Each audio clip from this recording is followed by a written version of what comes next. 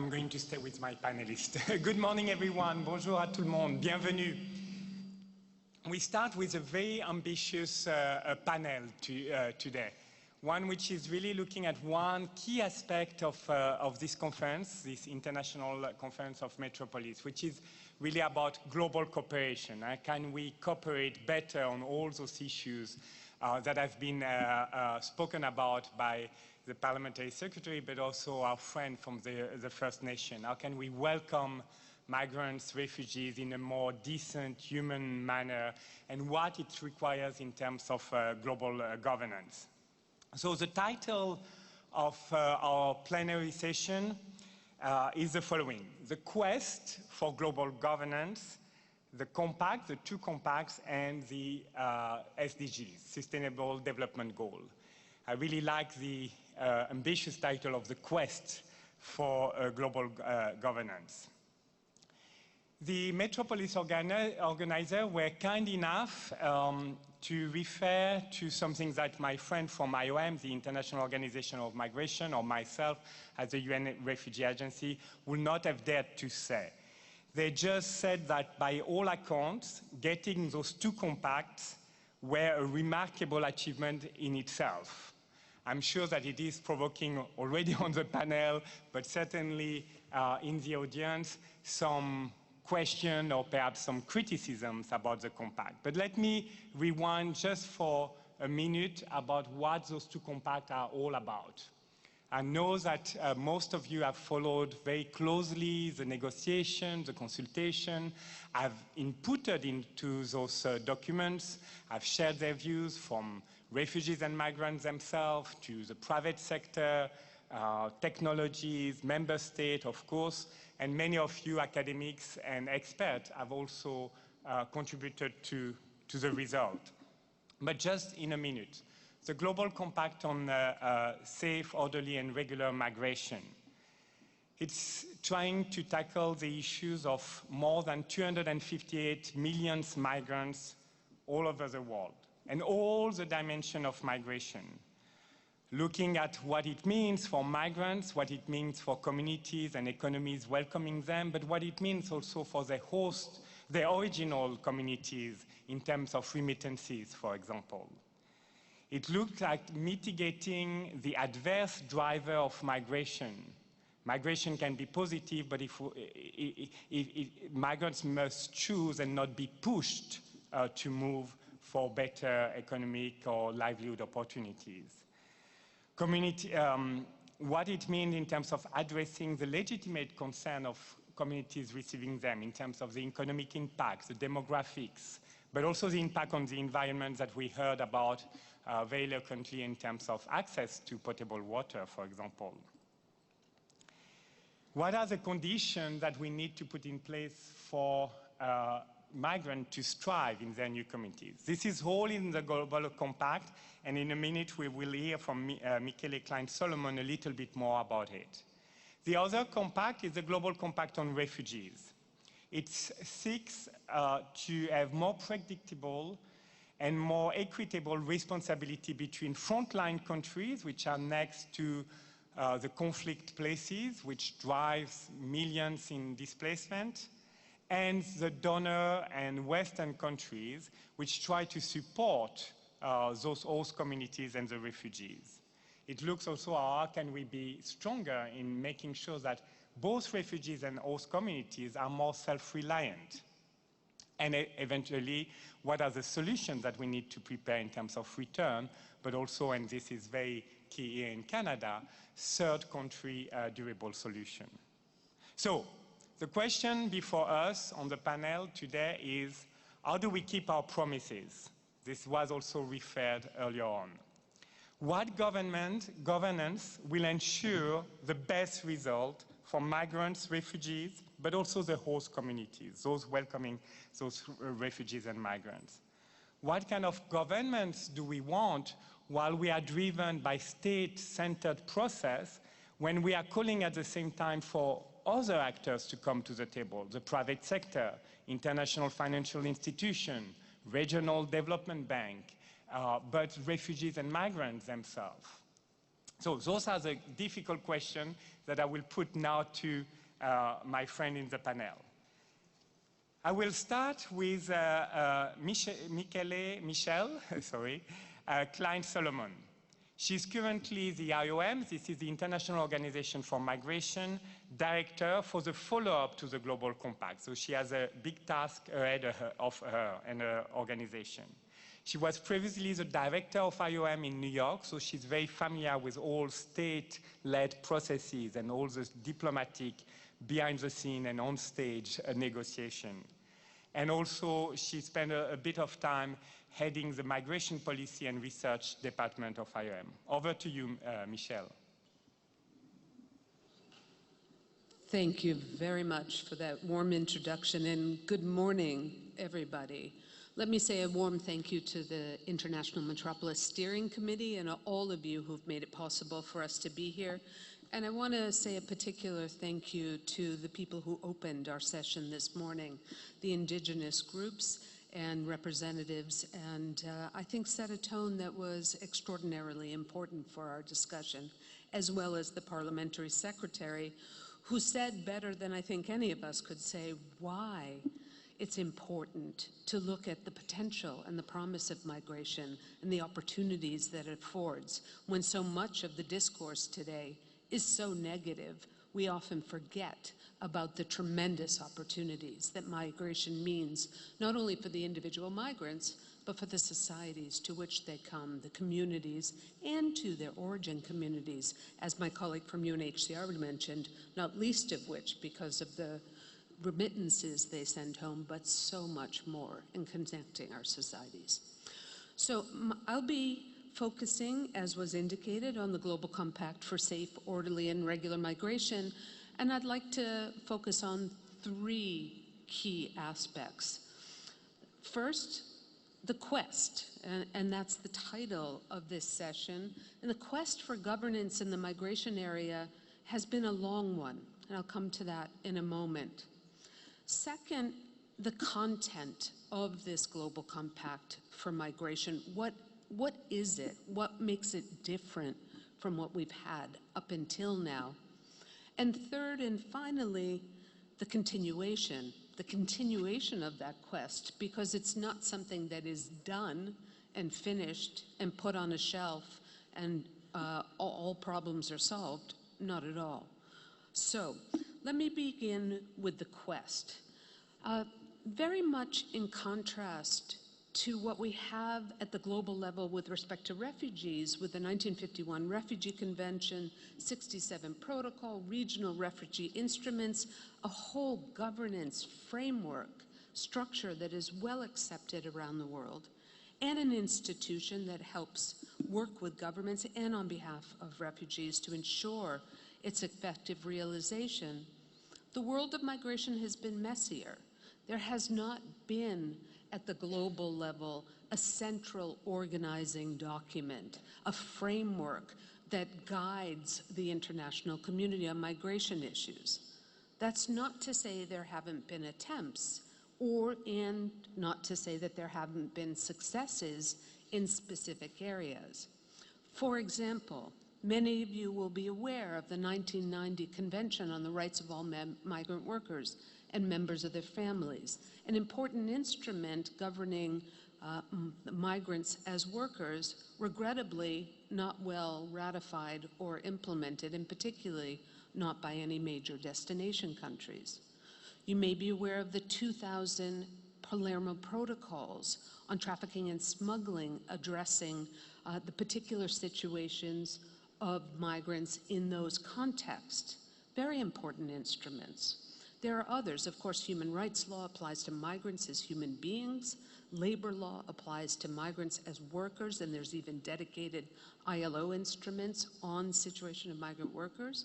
But there has not been an overarching framework that looks at the full process of migration and the many different types and situations of migrants. Certainly, the majority of migrants are engaged in remunerative activity, but not all are migrant workers. Some are students, some are joining family members, some are fleeing but not for the reasons articulated in the Refugee Convention, and are nonetheless quite vulnerable either because of the reasons they left their countries. Think about the growing effects of climate change and what that means, but also for the situations that they encounter en route, not to mention upon arrival. There has been a dedicated quest, most notably since 1994, to really try to create more of a framework, more a system of governance of migration. 1994 International Conference on Population and Development, not on migration issues, but for the very first time, a global framework that had 2 chapters about migration, one internal, one international. Efforts every few years in the General Assembly to try to hold a global conference on migration didn't happen because the major destination states felt that that was too political, too polarizing, and that it would be better to address migration perhaps in a regional context and not so much at the level of the United Nations. We saw the proliferation and the spreading of informal gatherings of states, regional consultative processes on migration, because there was clearly a recognition that no state can manage migration effectively on its own. By its very nature, it's trans-border and involves multiple states. And in today's increasingly globalized world, people are moving from much further locations and to many more destinations than was ever the case before, meaning that the phenomena is more global and the need for its governance needs to address those levels as well. So the quest has sped up in the last several years, most notably with the work first of the Swiss government with the Bern Initiative and Kofi Annan's convening of a Global Commission on International Migration in the early 2000s, and then very quickly with the appointment of Peter Sutherland as the first special representative of the Secretary General, convening of a first high-level dialogue on international migration and development in 2006, convening the Global Forum on Migration and Development. I know this sounds like a lot of acronyms and a lot of things. My point is that the quest really sped up and intensified over the last 10 years and was given added impetus by the 2015 enormous movement, first of Syrian refugees across the Mediterranean, but then followed by so many others, and what was seen as clearly a crisis for the international community to address large movements, both of refugees and of migrants, and the New York summit and then declaration about refugees and migrants, which led to the separate processes to create the 2 global compacts that we're referring to today. That's how we got started on the quest for a global compact for migration. And it's interesting to note that it's called a global compact on safe, orderly, and regular migration. That term decided by the General Assembly in 2016, echoes directly Sustainable Development Goal and Target 10.7, in which governments committed to facilitate safe, regular, orderly migration through planned and well-managed migration policies. So in many respects, what we have in the Global Compact is that articulation of what are planned and well-managed migration policies. So that brings me to my second point, which is the content of the Global Compact for migration. As was said already, it was developed through a state-led process. There was a 2-year period, first of inclusive consultations, not only with governments around the world, but also with non-governmental stakeholders, UN partners, civil society, migrants, diaspora groups, private sector, academia, parliamentarians, national human rights institutions, to really get views on particular themes, particular regional experiences, recognizing that migration doesn't just occur in one way around the world, that there are absolutely regional and national particularities and experiences and priorities that need to be taken into account, and culminating, of course, with the actual negotiation and, in fact, adoption of the compact. The compact itself is non-binding, as you know. It's not a treaty. It's not a convention. It doesn't have an enforcement mechanism. That's both a strength and a weakness. I am personally convinced that there would have been no possibility of reaching global agreement on something that was binding in the migration area at this point in time, where states are so concerned, legitimately to some extent, perhaps a little bit hysterical to another extent, about national sovereignty in this area. The question of which non-nationals to admit to their territories, under what conditions, and having a say about that, first with respect to national priorities, but of course the importance of collaboration. So this global compact is not binding. Nonetheless, like the Sustainable Development Goals, it is significant. It is, in fact, hugely significant. It is the first comprehensive framework on migration that was negotiated by governments in the framework of the UN on all aspects of migration. The famous mantra is it's the 360-degree approach to migration, looking at all aspects, from what drives migration to ways in which migration can take place more productively, the development benefits of migration, the rule of law aspects of it, law enforcement, climate change, so much is included there.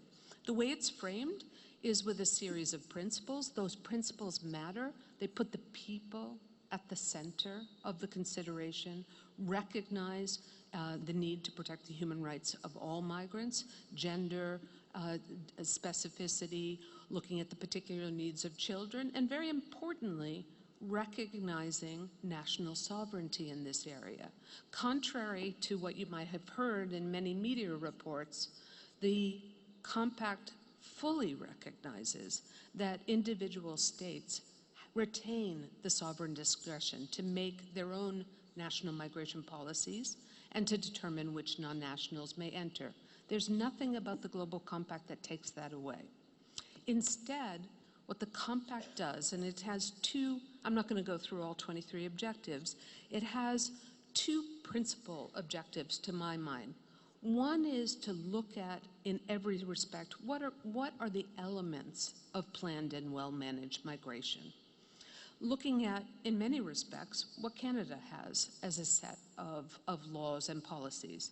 Again, no country, no one has it perfectly. No one is 100% solved this issue, but I'd have to say Canada does a particularly good job of looking at all aspects of migration. Immigration, emigration, labor, student, humanitarian, etc. And secondly, the second objective, and really at the core of this, is fostering cooperation.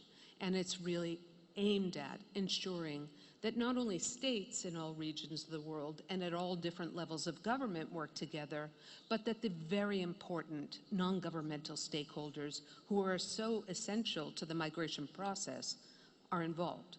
Employers, recruiters, migrant and diaspora associations, academia, parliaments, local governments, municipal governments. It's essential. Migration is no longer the sole domain of a centralized government. It cannot be managed effectively.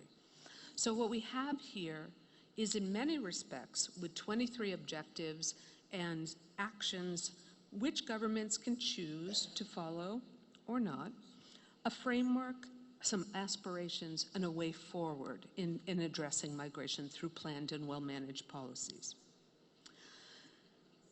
It also has, and this is bringing me to my third and final point about the continuation, it anticipates that this document is not something to put on a shelf, but rather there is a strong focus on its implementation, which is fundamentally the responsibility of governments, but others can help and need to help.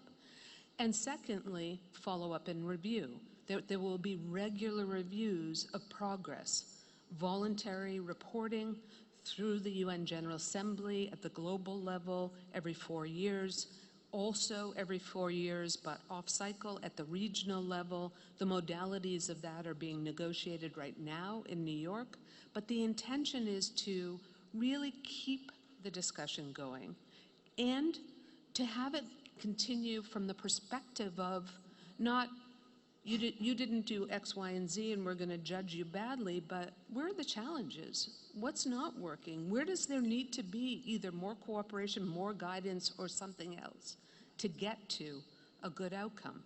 So in a constructive way.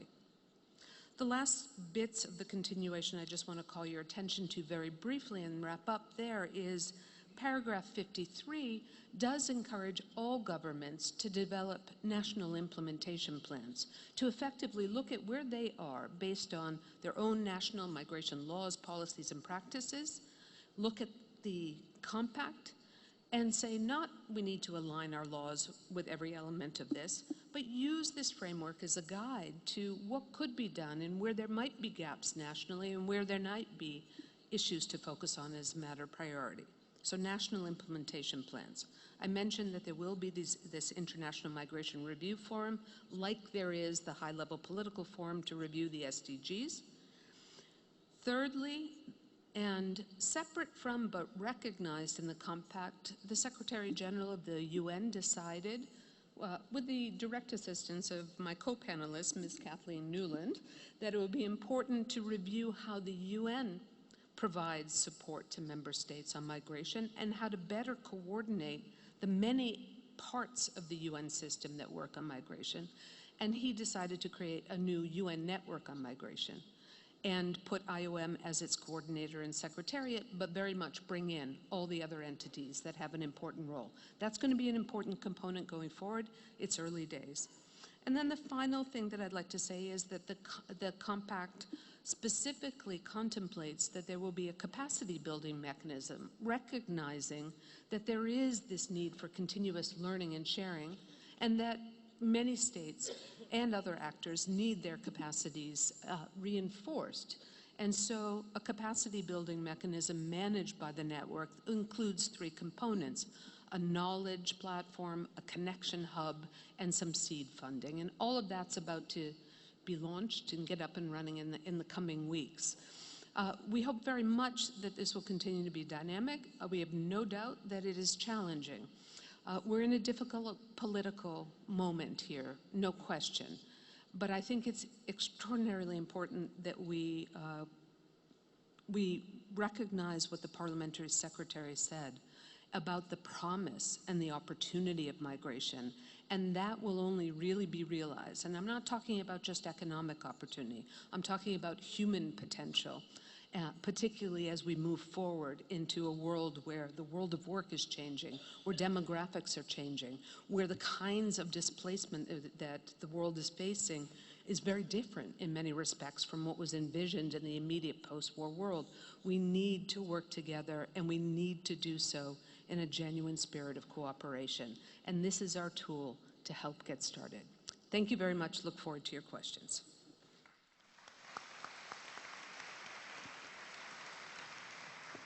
Thank you, Michelle, for a reminder about the past process, but also an outlook on the way forward and what are the challenges ahead of us, and our cooperation will be needed across various sectors to overcome those challenges.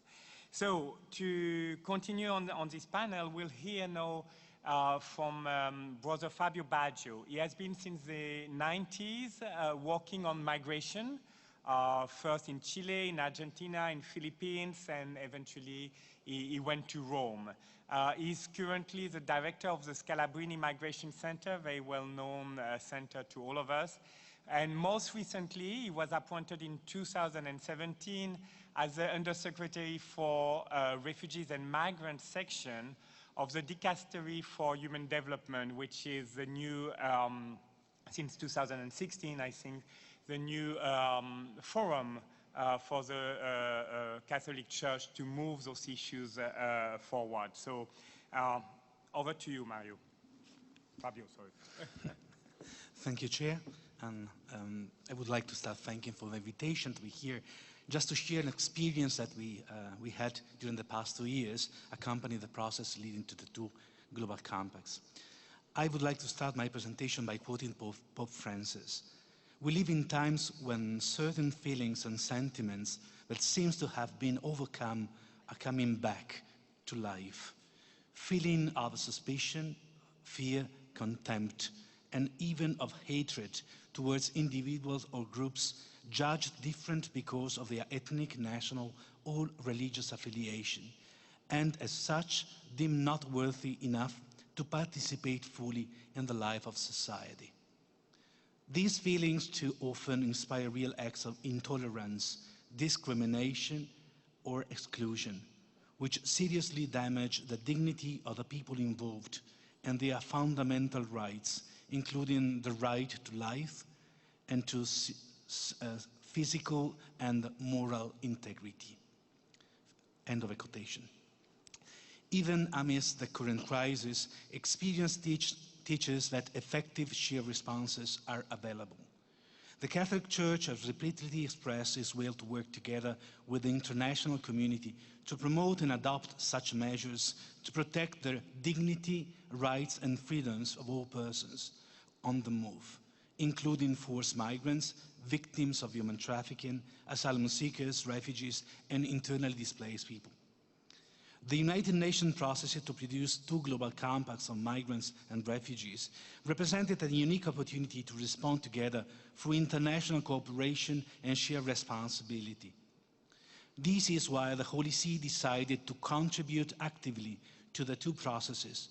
To support this contribution, the Vatican section on migrants and refugees, Dicastery for Promoting Integral Human Development, consulting with various bishops' conferences and the Catholic NGOs working on the field, prepared a document called 20 Action Points for the Global Compacts.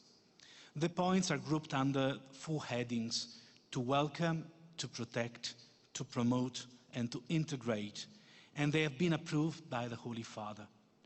They are grounded on the Church's best practices, responding to the needs of migrants and refugees at the grassroots level.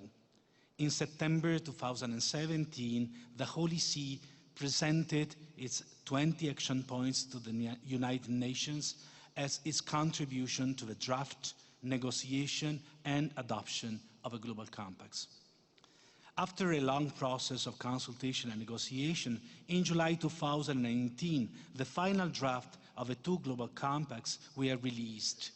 In the case of the Global Compact on Migrants, the Migrants and Refugees section gladly acknowledged that elucidations and variation of the 4 verbs to welcome, to protect, to promote, and integrate could be found in most of the commitments, best practices, policy guidelines, and recommendations.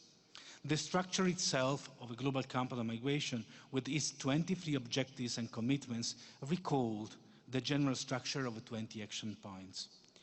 There are few elements of a Global Compact on Migrants that the Holy See would regard as highly positive. First, the recognition of the positivity of the migration phenomenon when it is voluntary and safe. Second, the person-centered approach. Third, the principles of common understanding, shared responsibility, and unity. Fourth, a good and strong language on family and children. Fifth, the right to migrate and the prior right not to have to migrate. Sixth, migration integration as a 2-way process. Seventh, the inclusion of faith-based organization among the stakeholders. In the case of the Global Compact on Refugees, the Holy See is pleased to acknowledge that the Compact presented the international community with the opportunity to shift from a reactive approach to a more proactive one, which will be more predictable and harmonized and thus more effective. As in all multilateral processes, the outcome of these consultations is a document which reflects compromises, a realistic balance of interest and aspiration of hosting countries, of donors, and other stakeholders. The Migrant and Refugee section is convinced that the 2 global compacts represent an historic advance in our shared responsibility to act in solidarity in favor of people on the move, especially those who find themselves in very precarious situations and those forced to leave. Nonetheless, we are already looking beyond the global compacts. Together with its partners, the Migrants and Refugees section is committing to ensuring that, as a sign of sheer global responsibility, concrete engagement follows from the words that have been codified in the aforementioned two agreements. The Global Compass can only provide a suitable framework for a better understanding of the complex phenomenon of migration and in its multiple facets, and for formulating effective responses in its different challenges. The real action will be up to the individual states in necessary collaboration with other stakeholders, among which, as Pope Francis said, you may be assured will always be the Catholic Church. Migration is a complex phenomenon. As Cardinal Pietro Parolin, Secretary of State, said, the Holy See tries to help understand and deal with this complex phenomenon, as it is done so with sincere concern for the people involved and with respect to states who are primarily responsible for welcoming them in a spirit of openness, responsibility, and cooperation. Only on the basis of mutual understanding may one propose a lasting response to today's human mobility, sustainable for migrants and refugees and for all the countries concerned. Thank you.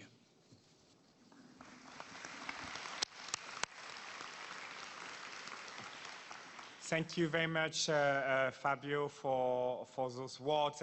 And we hear a lot about cooperation, about responsibility, about the state being in the lead, but or having this whole of society approach where we rely also on faith-based organization.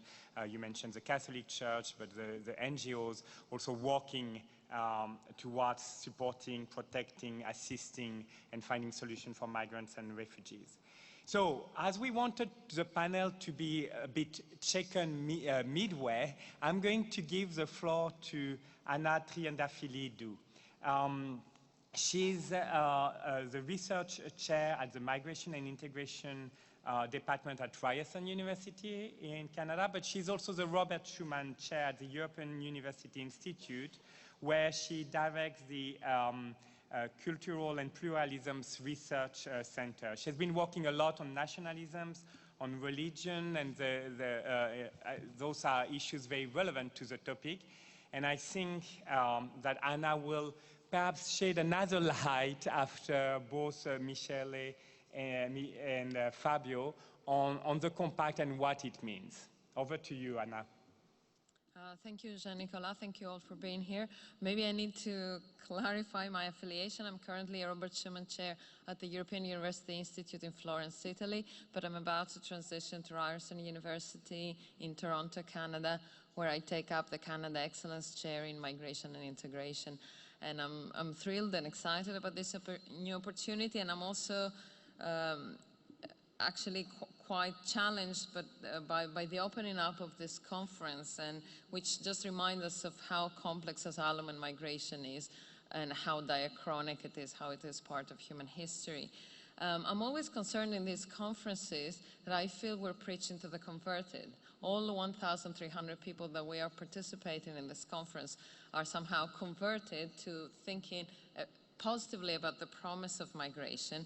So I'm always concerned as to how we need to open up and listen to what is happening in the streets. Maybe this is less the case in Canada. It is certainly the case in Europe and in many other world regions where people are concerned and think migration is a crisis. And while I very much welcome the Global Compact, and I very much agree with Michelle Klein-Salomon and Fabio Baggio about the promise that is in the Global Compacts and how important they are as a step forward in acknowledging that we are interdependent and that we need to think of the challenges of migration and how to turn them into opportunities together.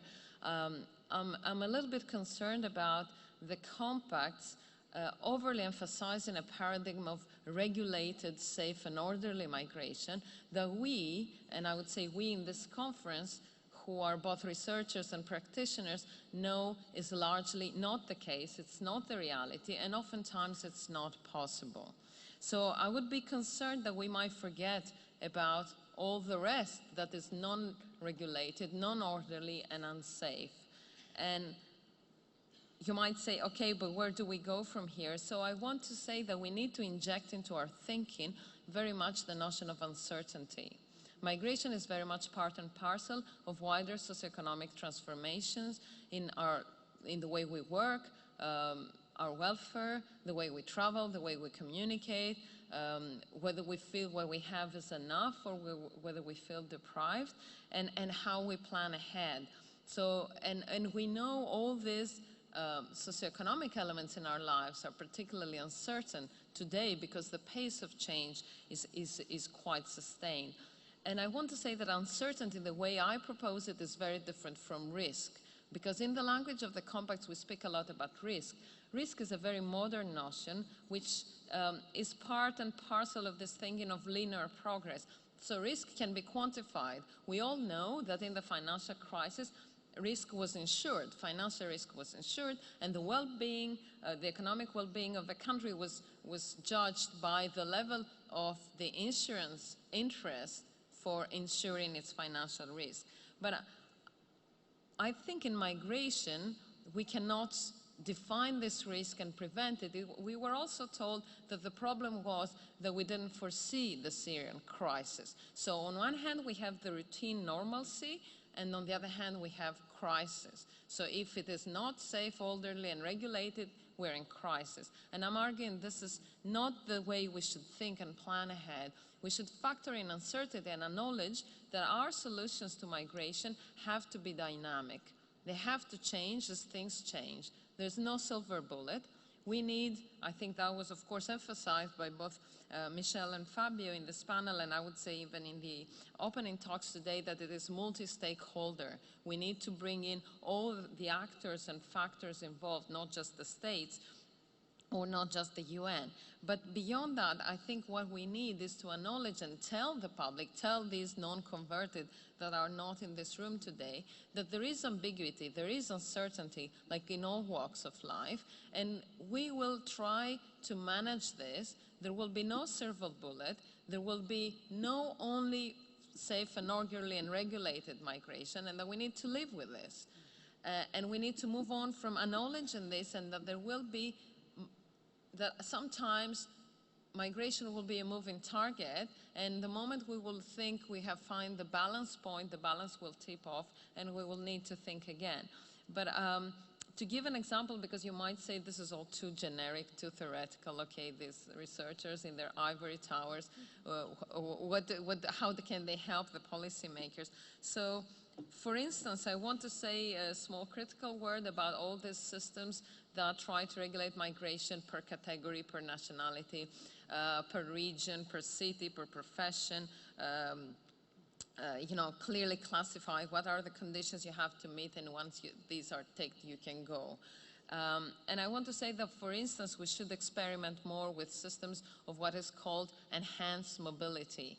So either bilateral or even regional enhanced mobility regimes. You might think the European Union is the most advanced of these systems, but it is not the only one. In Latin America, there is such a system of a relatively free mobility. The ECOWAS is trying to implement one, and I think we need to think twice about all the costs that we do away with when we don't do all these very strict controls and regulations, and all the dynamic potential of human agency that we unleash if we let people operate in a more open system within a certain set of preconditions. Let people do the work, let the economy, the welfare systems, the support organizations do the work, rather than try first to tick all the boxes. So this was my 2 pennies of thought for this panel, and I look forward to your questions.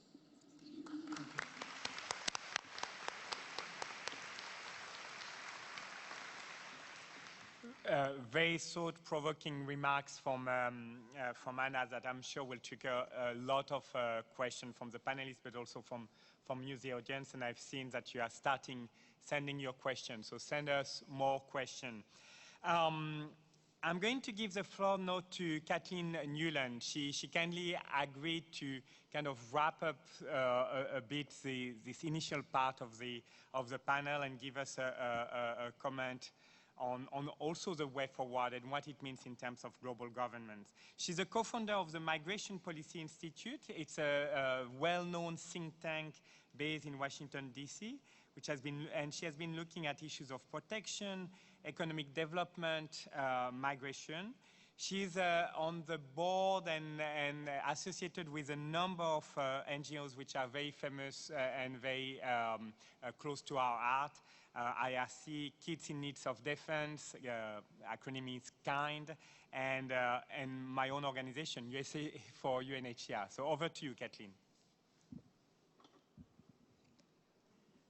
Thank you very much. It's a tremendous pleasure to be here at Metropolis. I attended the very first Metropolis conference, and MPI hosted, I think, the fifth one about 15 years ago, and it's very exciting to see how much this institution has grown and how important it has become to the international migration community, broadly speaking. So thanks very much to the Metropolis Steering Committee and the organizers for inviting me. Thanks to the Government of Canada for the steadfast support they've provided to Metropolis, and to the Algonquin Nation for welcoming me and us to its land. So far we've heard three different perspectives on the global compacts.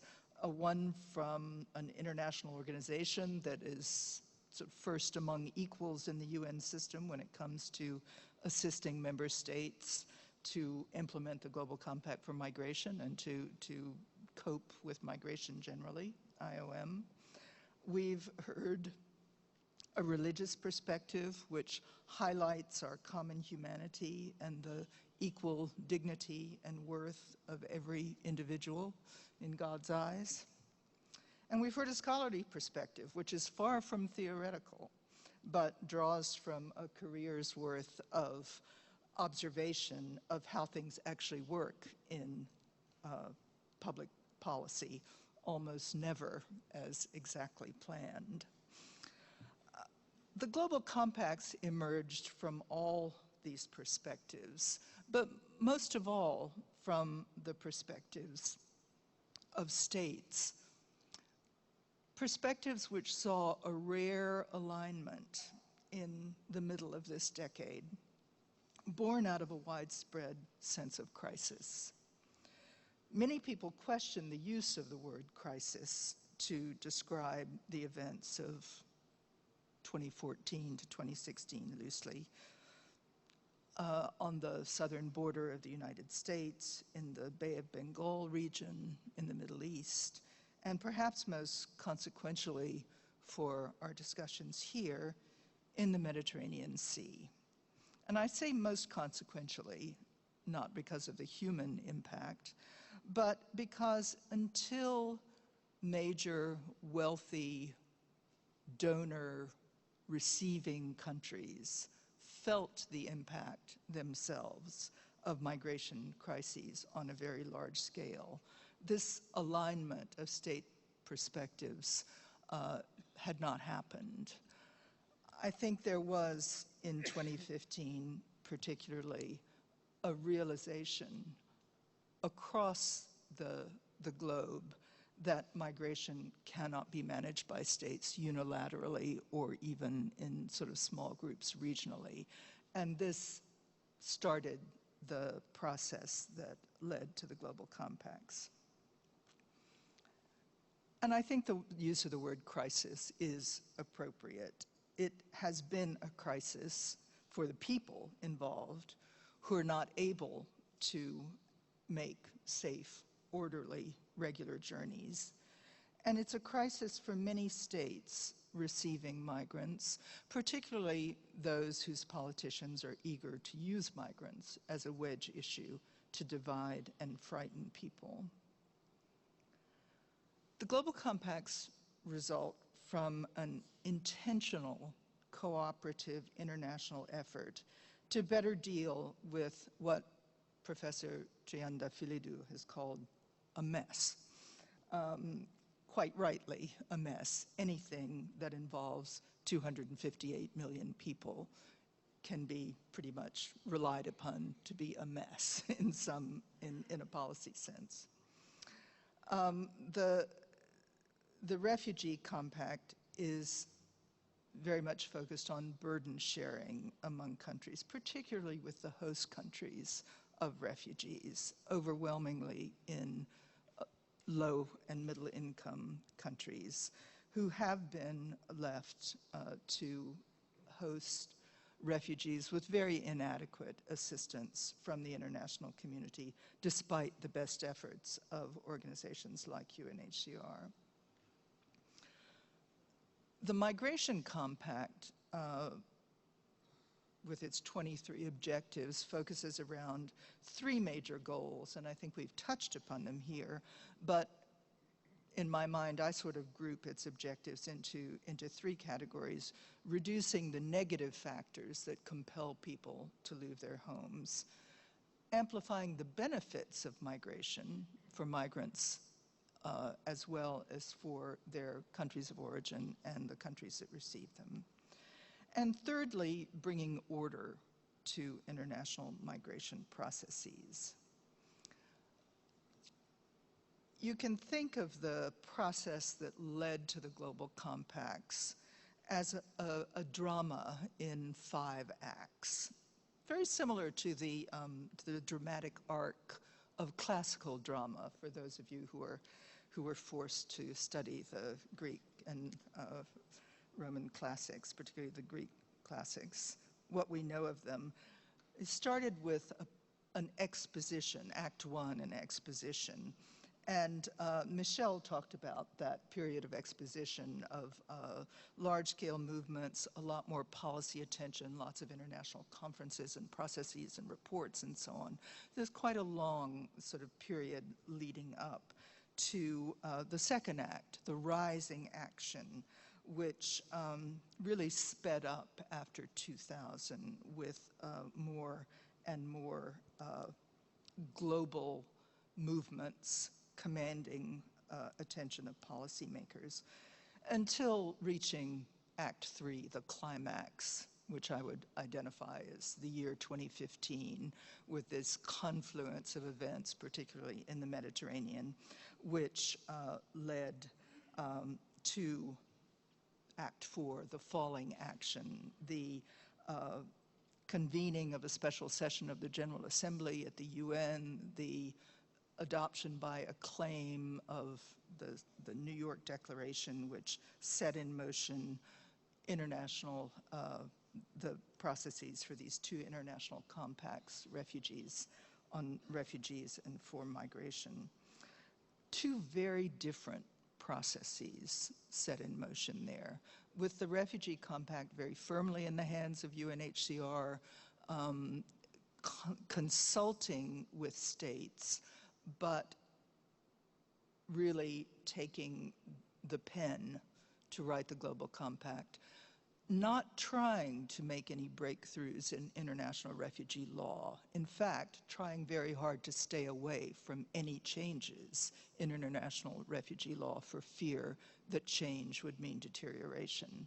So the focus there was very much on burden sharing, on making the existing system work better, primarily through assistance to host countries and greater agency for refugees themselves. A very different process from the Migration Compact, which was firmly in the hands of states. The first ever negotiated outcome on migration in the United Nations.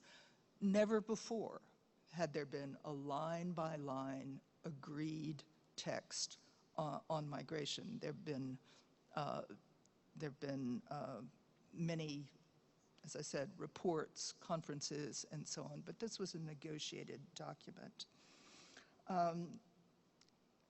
Act 5, the denouement, is still unfolding. and we will see how it unfolds from the adoption of the Global Compact in Marrakesh.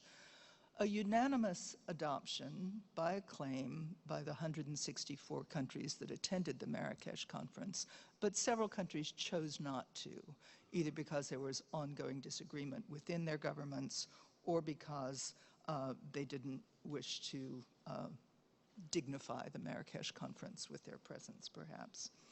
The vote that took place a week later in the General Assembly was 152 in favor and 5 against the Global Compact.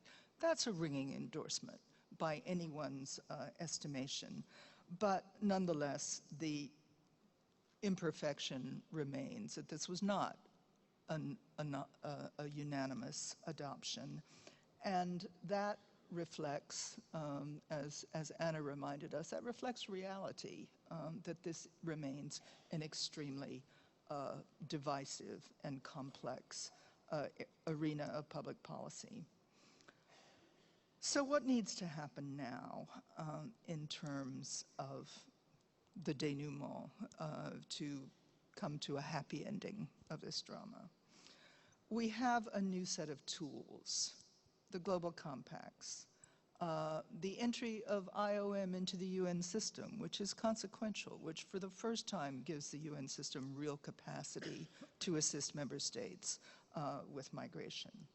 The creation of the UN Migration Network, which Michelle mentioned, which finally sort of organizes the UN to assist member states with all its multiple capacities, whether in health or urbanization or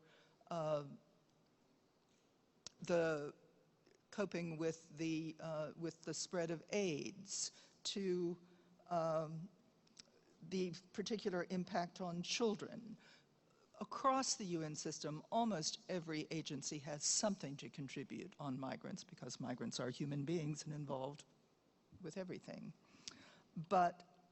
And then within the Refugee Compact, we have the comprehensive refugee response framework, a platform for dealing with particular situations, and an annual discussion. These tools are valuable, but tools don't build a house by themselves. People have to take them up and use them. Other actors have to join in and insist, as the Vatican has, insist on being part and partners in the effort to deal with migration in a humane way and in a beneficial way. We have to find ways of dealing with the issues that sort of fell between the cracks of the two compacts. Mixed migration. If someone is not a refugee, who has responsibility for protecting them? Country of origin has responsibility for their citizens. Countries of destination have responsibility for people on their territory. There's a responsibility of international solidarity, but how do you locate that responsibility in particular situations, and how do you activate it? The biggest challenge that is really not dealt with in the compacts is climate change. I think it was just too scary for states to come to a conclusion about how to deal with it. So the Migration Compact has some paragraphs mostly on disaster-related displacement, but the prospect of millions, even hundreds of millions of people being displaced as a result of climate change is not dealt with adequately. And finally, I think the issue that was not dealt with is how to deal with the disruptions that migration can cause, particularly unplanned, poorly managed reception, inadequate investment in integration. Migration can really create messes when it is not properly dealt with. We have the tools, we need to use them to answer the big question of how we prevent migration from becoming a continuing political and human crisis. Thank you.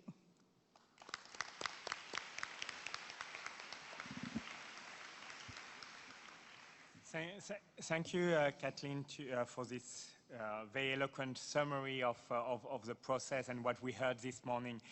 You opened the chapter 5 of your Greek tragedy, which is the implementation. What next? How can we make sure that we get good outcome? Et ça tombe à pic parce qu'on va entendre maintenant Abdelmounine El Madani, qui va nous donner une perspective plus locale de comment on utilise ces instruments, les instruments que sont les compacts, pour construire cette maison qui accueillera les êtres humains dans des bonnes conditions et qui utilisera au meilleur les possibilités pour la communauté de bénéficier de cette nouvelle maison. So, Abdelmounim est le président de l'Agence nationale de la promotion de l'emploi et des compétences, l'ANAPEC, au Maroc. Il est aussi un maire d'arrondissement dans la belle ville de Rabat. Mais aussi, il m'a signalé qu'il était en ce moment le président de WAPES, c'est le World Association Public Employer Services. Donc, Abdelmounim, la parole est à toi. Merci, monsieur le modérateur. Mesdames et messieurs, je suis très ravi d'être présent à cette conférence Métropolis 2019 que je découvre et je promets d'y être présent de manière assidue dans les prochaines éditions. Je tiens à remercier les organisateurs et à remercier l'ambassade du Canada à Rabat qui a fait la proposition et qui a veillé à ce que notre participation puisse avoir lieu. En ambitionnant la promotion d'une migration sûre, ordonnée et régulière, le pacte de Marrakech donc permet à l'humanité de se rattraper sur toutes les menaces, toutes les difficultés, tous les dysfonctionnements que les pratiques migratoires ont pu accumuler ces dernières décennies. Mais c'est un texte non contraignant qui annonce beaucoup de bonnes ambitions, bien élaboré bien sûr, avec un engagement politique de tous les pays signataires. Maintenant, la balle est dans le camp des praticiens, des opérationnels. Il appartient donc aux praticiens, chacun en ce qui le concerne. Nous, les services publics de l'emploi et professionnels de l'intermédiation sur les marchés de l'emploi, nous vivons au quotidien donc quelques questions liées à cette problématique migratoire. Nous sommes interpellés pour y contribuer. Il appartient donc aux praticiens de la migration d'élaborer des modes opératoires et des dispositifs pratiques qui permettraient non seulement de donner un gage à la mise en œuvre de ces vertus et de ces objectifs du pacte, mais aussi à prévenir d'éventuels dysfonctionnements qui n'étaient peut-être pas prévisibles au moment d'élaborer le texte, mais qui peuvent naître de la pratique au quotidien en cette matière. Je risque de vous surprendre en vous disant que la mise en pratique de la migration sûre, ordonnée, et commence aujourd'hui à nous surprendre par l'émergence de quelques difficultés. Je vais essayer de les partager avec vous et imaginer des pistes de solutions pour cela. Alors, qui dit aujourd'hui migration ordonnée, régulière, légale, elle s'effectue pratiquement, bien sûr, du sud vers le nord, et s'explique, en fait, et s'effectue sur le plan opérationnel par des turnovers sur les marchés de l'emploi des pays du Sud. Donc, lorsque c'est de la migration légale, mais en exprimant l'offre d'emploi qui va se traduire par une mobilité de la ressource humaine du Sud vers le Nord, on affiche des caractéristiques pour cette main-d'œuvre qui est bien accueillie dans certains pays qui s'inscrivent dans cette logique et des objectifs du pacte, mais en insistant que ça doit être de la main-d'œuvre d'expertise, de la main-d'œuvre super qualifiée, etc. Ça se comprend parce que le déclin démographique des pays du Nord coïncidant en fait dans la manifestation de ce déclin démographique et de ce vieillissement des populations, il a coïncidé avec la reprise de la croissance économique dans ces pays. Donc, après la fin de la crise économique mondiale, maintenant ces pays du Nord sont en plein essor économique, donc ils sont à la recherche de la ressource humaine qui peut alimenter cette reprise économique. Et bien sûr, toute reprise économique, elle est en quête de la main-d'œuvre, de la ressource humaine super qualifiée. Donc ça se comprend, c'est légitime. Mais cette même reprise économique, elle concerne également ces pays du Sud. C'est vrai, les pays émetteurs de l'immigration, ils ont une situation démographique permettant d'offrir de la main-d'œuvre aux pays récepteurs de la migration, mais pratiquement, ça se traduit par une paupérisation sur le marché de l'emploi des pays du Sud. Alors, et on commence notamment avec cette ouverture économique mondiale, on commence à sentir, nous on est témoins pratiques de cette réalité, on commence à retrouver les mêmes phénomènes de pénurie de part et d'autre. Donc si aujourd'hui, dans les pays européens ou même ici au Canada, il y a une pénurie en main-d'œuvre pour le secteur du digital, eh bien, sachez bien que même dans nos pays, on commence à noter que c'est des professions, c'est des emplois métiers qui sont sous tension. Donc même les entreprises des pays émetteurs de la migration, ils commencent à ne pas trouver de la main-d'œuvre du digital. Il en est de même pour d'autres métiers. On découvre fréquemment qu'il y a de la pénurie de main-d'œuvre dans l'hôtellerie dans les pays du Nord, mais il y en a encore dans les pays du Sud où elle va s'approcher.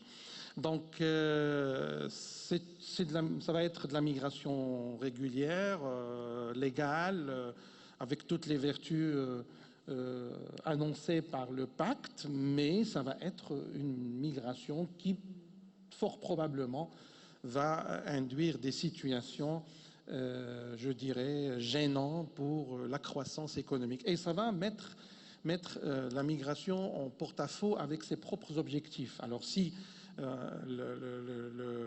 le pacte, il affiche cet objectif de lutter contre les problèmes qui sont à l'origine de la migration, et il parle de la croissance économique, parce que s'il n'y a pas une croissance économique dans les pays d'origine, donc il y a une raison à toute migration économique. Donc si cette même migration va attaquer la croissance dans les pays d'origine, donc nous serons dans un cercle vicieux où le pacte se retrouverait en porte-à-faux avec sa propre cohérence interne, voire même que cette situation va menacer même la réalisation des ODD, notamment l'ODD 8, qui parle de la croissance économique. Alors si aujourd'hui la croissance économique qui est ambitionnée par les ODD, c'est une croissance économique de l'univers. Or, il y a une partie du monde aujourd'hui, donc tous les pays émetteurs de la migration vont voir leur croissance économique menacée par cette mobilité qui est légitime, mais qui est nuisible.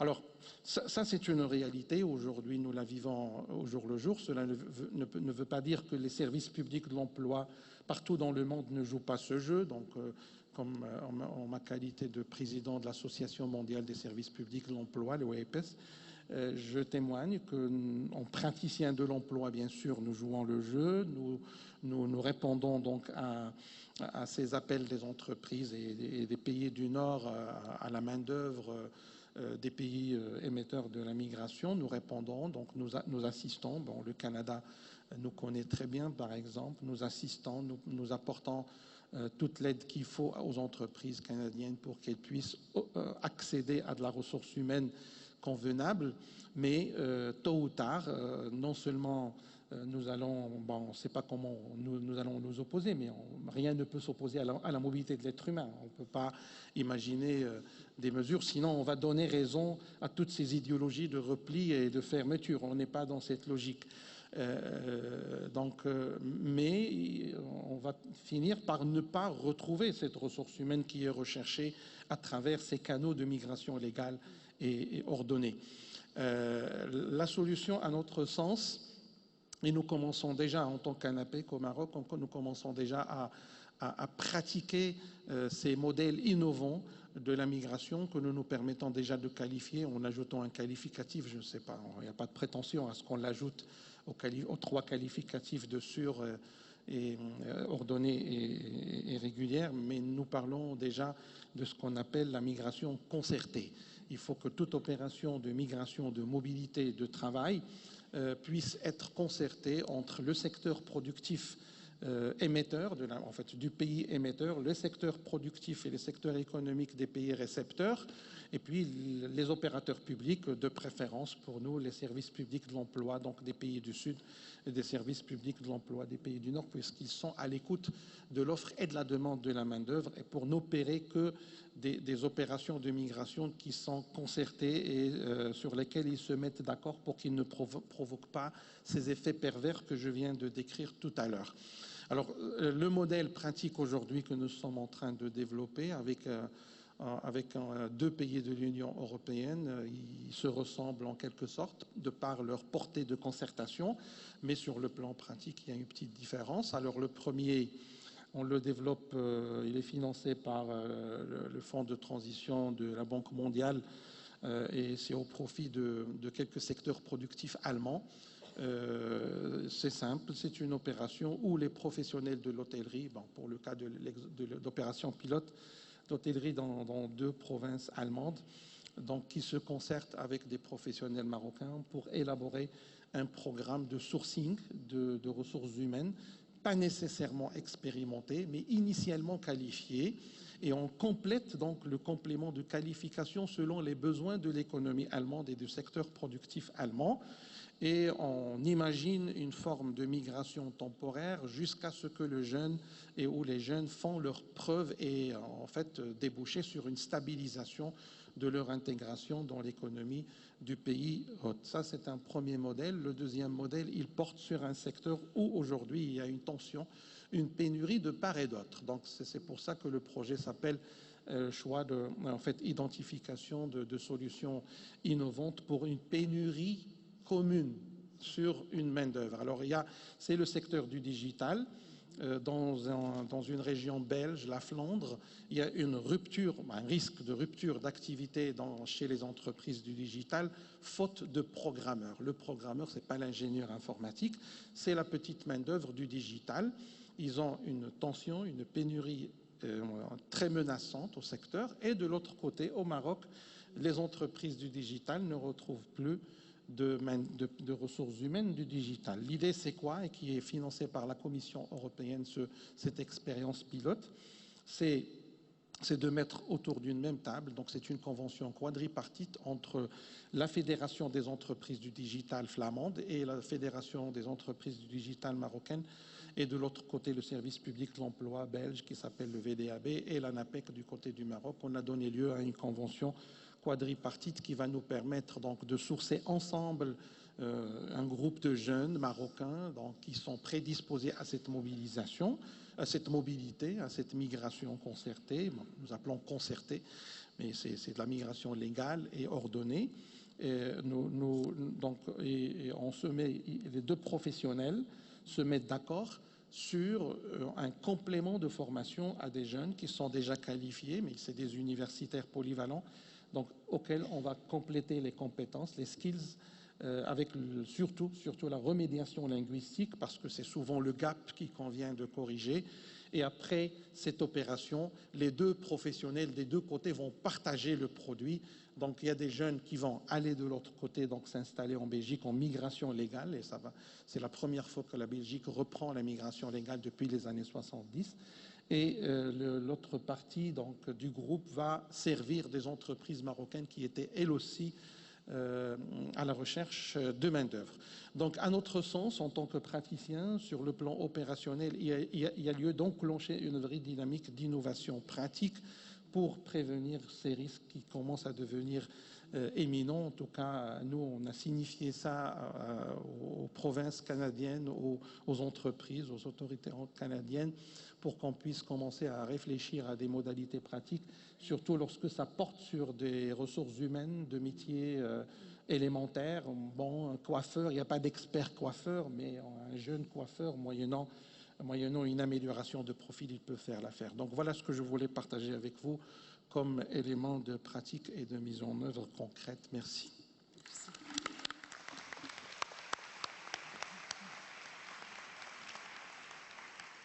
Merci beaucoup Abdelmounim pour cette perspective locale qui se concentrait sur la question de l'emploi. If I were to make a joke, we could add two adjectives to the compact. So safe, orderly, regular, but also concerted, and perhaps if not messy, at least uncertain migration. We have the time now for three questions, and one is apparently burning in the mind of many, and I'm sure that Michelle is used to respond to this question. So let me throw it at immediately. What are the implications of the absence of the United States in the Global Compact for Migration in terms of its implementation? Thank you very much. I mean, obviously, the United States, not only the largest country of immigration, but a country founded on the welcoming of immigrants and refugees. It's most unfortunate that the U.S. has decided not to participate at this point. The door always remains open, and it is, I think, the whole international community's sincere hope that in time, the United States and other governments that have chosen not to associate will come on board. But practically speaking, for the moment, implementation goes forward. As Kathleen said, the overwhelming majority of member states have adopted the compact and will pursue its follow-up activities. So while some may choose not to implement, others will do so and do so quite actively.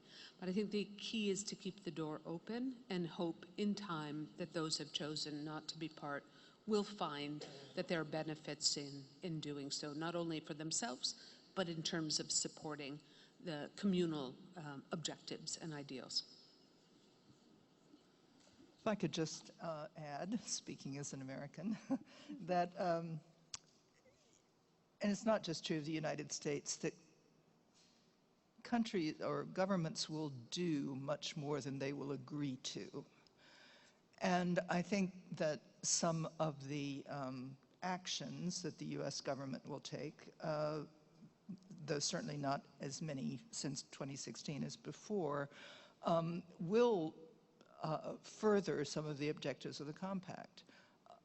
You can't talk about it in that context. You can't even talk about development in the context of the Sustainable Development Goals in the Trump administration, because just multilateralism is not the order of the day. But nonetheless, things are happening that are consistent with the Global Compact.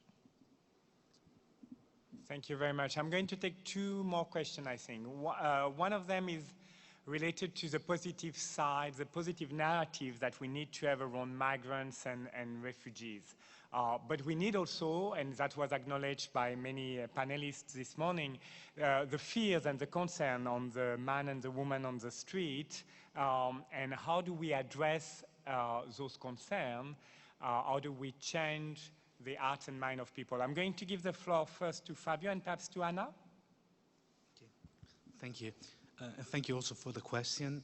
I think that at least partially the question was answered by the same Pope Francis during a celebration that he had in Sacrofano near Rome with a community of people, 700 people just gathered there, those received in their houses refugees in the past years.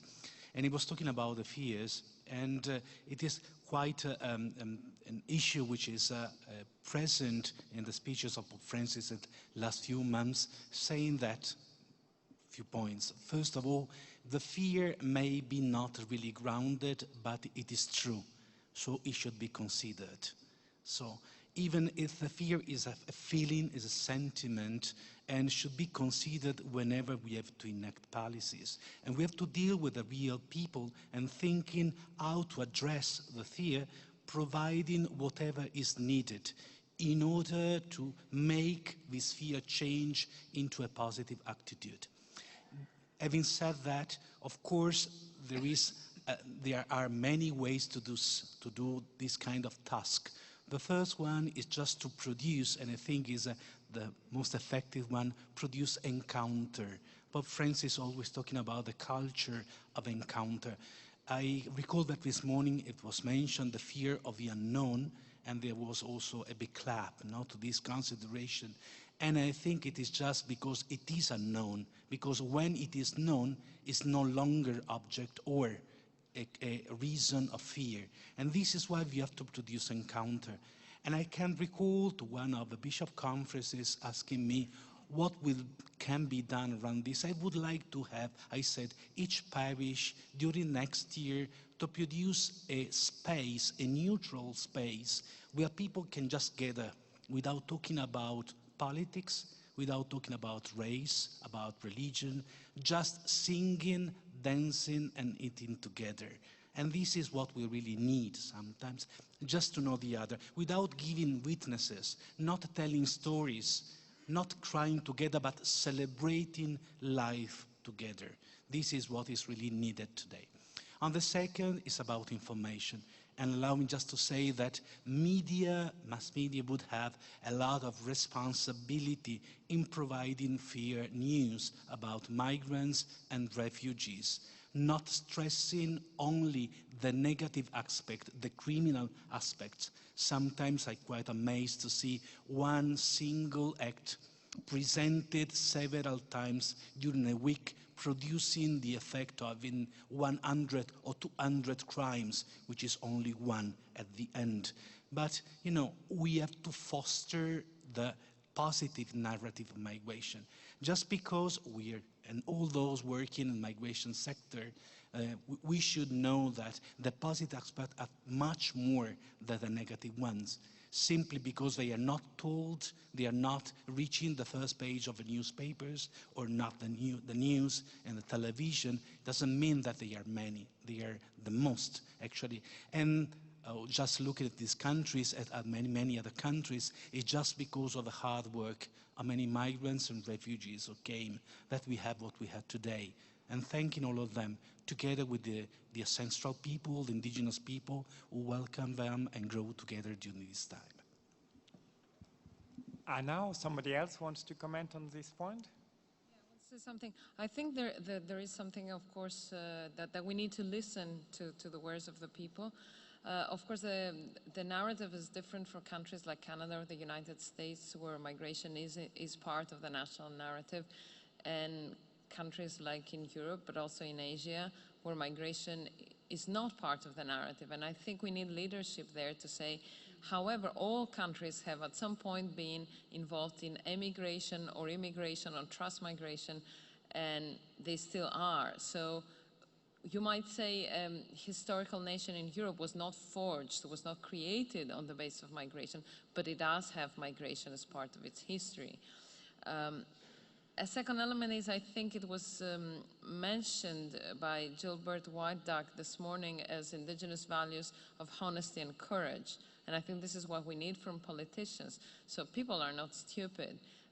Migration is not simple, and there is no single national interest. There are many interests, and it depends whether you're an employer, whether you're a highly skilled professional, a relatively low-skilled worker, whether you are a pensioner, a young person. So there's different facets of it, and I think we need to acknowledge this. And oftentimes we researchers are asked questions like, is migration good for the welfare system? Is migration good for the tax system?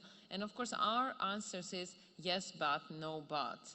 And these are not easily communicated answers. They're very gray. They're not black and white. But I think it is important to try and get these answers to the media, and of course that's a responsibility for us, but it is also important to have leadership. I think in the case of the Mediterranean emergency of 2015, 16, 17, we've seen the difference between those countries, and I'll say Germany and Italy among them, where the Chancellor and the Prime Minister took a clear stance, whether inspired by civic values or religious values, to say we're not going to let people drown, we're going to offer protection. And I think this is the kind of leadership we want, because after all, it is about values. And this is, I think, the only way to speak about migration, not try to hide and say, oh, it's all good, it's all easy, it's going to be better for everyone. It is not, but ultimately it is about the society that we want to live in. Thank you very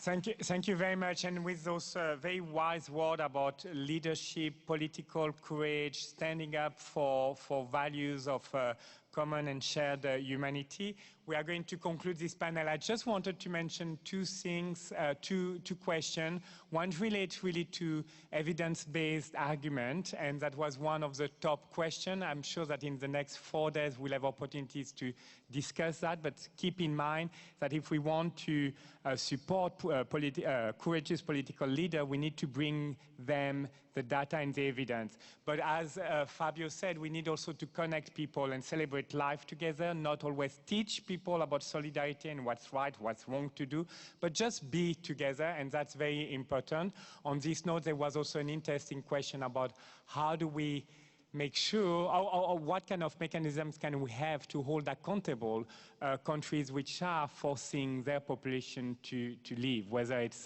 through conflicts, persecution, discrimination, or also lack of development on the development goals, which force people to move to get a better life. So on this note, I would like to thank very warmly my 5 co-panelists and the organizer for this opportunity to kickstart what is going to be a very fruitful Metropolis 2019.